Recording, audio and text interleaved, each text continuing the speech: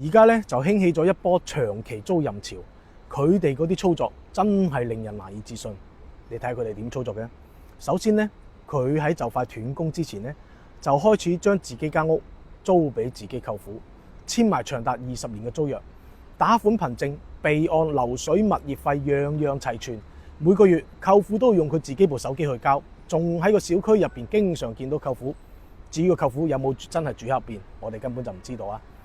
幾個月之後，你都仲係被起訴咗，間屋咧就被查封咗。經過評估顯示，喺上拍期間，舅父即刻提出自己先係承租人，仲攞出咗相應嘅資料，同時申請埋優先購買權。咁到咗開拍嘅日子啦，因為有20年嘅租約，根本就冇人願意拍啦。第一次7折流拍，第二次再打個8折，即係5.6折咧。呢個時候舅父出手啦，以底價競拍成功，冇到競爭對手。間屋100萬，佢56萬就攞到手啦。舅父資質好啊，一拍低就揾到間銀行整個拍賣貸，首付8萬，貸款48萬。銀行放款俾法院之後，開始辦手續、交稅、過戶。對於你嚟講，根本就唔在意，因為你係唯一住房，所以你仲申請咗5到8年嘅租賃補貼，又攞多8萬蚊。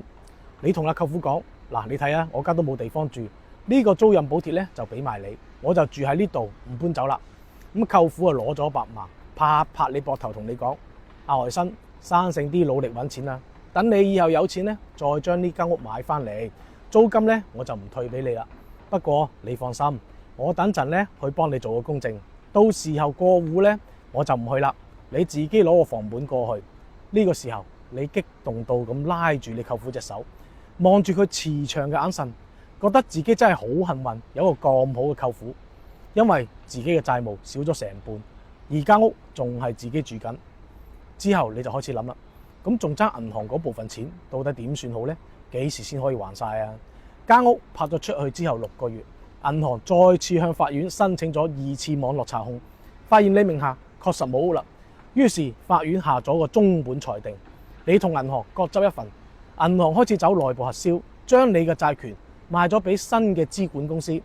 咁新嘅資管公司揾到你嘅時候，問你有冇能力結清欠款，你東拼西湊，東借西借，終於湊夠2.5折，結清咗自己所有嘅欠款。呢一套行文流水落嚟，整整用咗3年嘅時間，間屋保住咗，債又清埋，無債一身輕。呢個就係民間流傳嘅2.5折化債啦。嗱，今日呢條片大家一定要睇明啊！睇唔明呢，你就睇多幾次。因為咧，我喺金融行業做咗咁多年，見過太多人斷供之後躺平，被法拍淨身出戶。但係今日呢條片，我唔係教你轉空子啊，係話俾你知，法律留俾每個人嘅山路，要比你想象中多。舅父20年嘅租約，8萬租賃補貼，2.5折結清欠款，每一步都係規則之內，每一步都係陽光之下。